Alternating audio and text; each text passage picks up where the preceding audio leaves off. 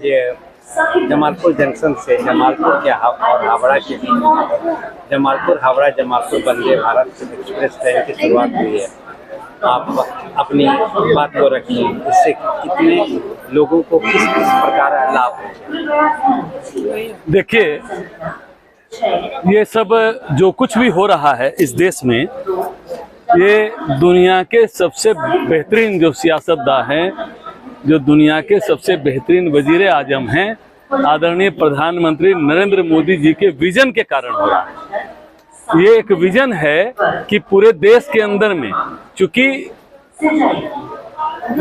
मोदी जी का सीधा कहना है कि जब तक हमारे देश की कनेक्टिविटी अच्छी नहीं होगी तब तक हम विकास कर ही नहीं सकते।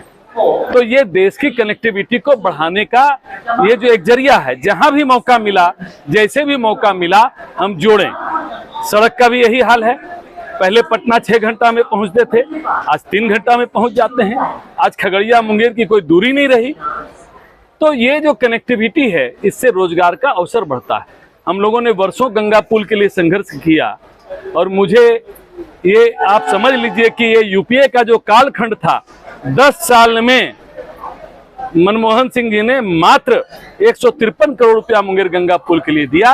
और जैसे ही 2014 में नरेंद्र मोदी जी की सरकार आई, भारतीय जनता पार्टी की सरकार आई उनके नेतृत्व में, तो 4 साल के अंदर में पुल बन करके तैयार हो गया। आज गाड़ियां चल रही है, लोग चल रहे हैं, रोजगार के अवसर सृजन हो गए।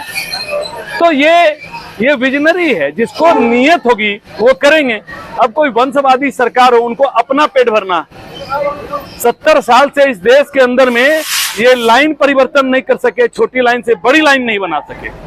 बात करते हैं ये विकास की कि हमने ये किया वो किया, और ये देखिए ये सारी बातें हैं। अब इनको कोई मुद्दा नहीं मिलता है तो ये कह देते वोट चोरी कर रहे हैं। अरे भाई साहब, चुनाव आयोग एक स्वतंत्र संस्था है। आप सुप्रीम कोर्ट को नहीं छोड़ते, चुनाव आयोग को नहीं छोड़ते, आप किसी को नहीं छोड़ते। आपने कसम खा रखा है कि जो संस्थाएं स्वायत्त हैं उनको तोड़ दिया जाए। अब आप कहते हैं कि चुनाव आयोग कर रहा है, नाम हटा रहा है, घटा रहा है, और वो भाजपा के कारण कर रहा है या एनडीए के कारण कर रहा है। तो ये बुद्धि पर तरस आता है। अब जिनके नेता ही हैं, अब तो आप जान ही रहे हैं, इसे किसी से छिपा नहीं है। भारतीय जनता पार्टी, राष्ट्रीय जनतांत्रिक गठबंधन केवल विकास और विकास पर यकीन करता है। हम विकास करेंगे, जनता का समर्थन स्वतः आ जाएगा। आज लोग खोज रहे हैं। आज जमालपुर के अंदर में जिस ढंग से आप सभी पत्रकार बंधु यहाँ पर थे, मीडिया थे, तमाम चैनल थे, जो लोगों में उत्साह था, ये होता क्या, आज जितने ट्रेन हैं वो रीशेड्यूल हो रहे हैं, नए फिट बन रहे हैं, स्टेशन का उन्नयन हो रहा है। आज क्या स्टेशन की हालत थी उस समय, और आज स्टेशन देखिए तो आपको अंतरराष्ट्रीय स्तर पर लगेगा ये ग्लोबल एक स्टेशन बन गया। ये तो सामने में दिख रहा है। अब किसी को पढ़ा देने से अब तो पब्लिक बेवकूफ रहा नहीं ना। आप ही लोगों का न्यूज पढ़ के पब्लिक भी तो सब कुछ जान गया ना। अब किसी को समझाने से कुछ होने वाला नहीं। धन्यवाद। और जो जहां तक मैं एक बात और कह दूं, हमारे विपक्षी दल इर्मी पर बहुत हल्ला कर रहे हैं। तो रेलवे की शिक्षा को उन्होंने शेड्यूल किया है, रीशेड्यूल किया है। अब यहाँ पर आप देख लीजिए, पहले यहाँ लोको सेट था। अब जब धुआं वाली गाड़ी ही नहीं रही तो उसका पढ़ा करके क्या करेंगे। उसके बाद डीजल सेट आया। अब आप देख लीजिए डीजल गाड़ियां चलती हैं क्या, इलेक्ट्रिक गाड़ियां चलती। तो अब डीजल का पढ़ाई करके क्या करेंगे। तब किसी के बेवकूफ़ी पर तो जवाब दिया नहीं जा सकता है।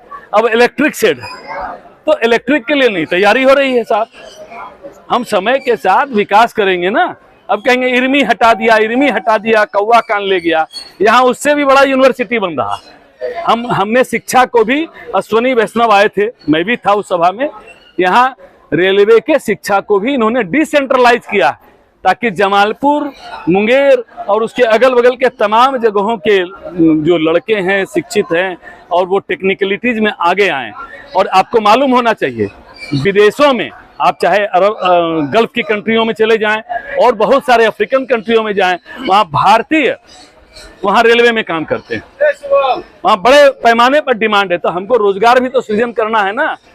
हवाई बात से काम नहीं चलेगा। जनता अब इन लोगों को जान गई है। अब ये लोग कभी मोहब्बत की दुकान लेकर के घूमते हैं इस देश के अंदर में, कभी और कोई दुकान खोल लेते हैं। अब इनके दुकान का सारा माल खत्म हो गया। धन्यवाद।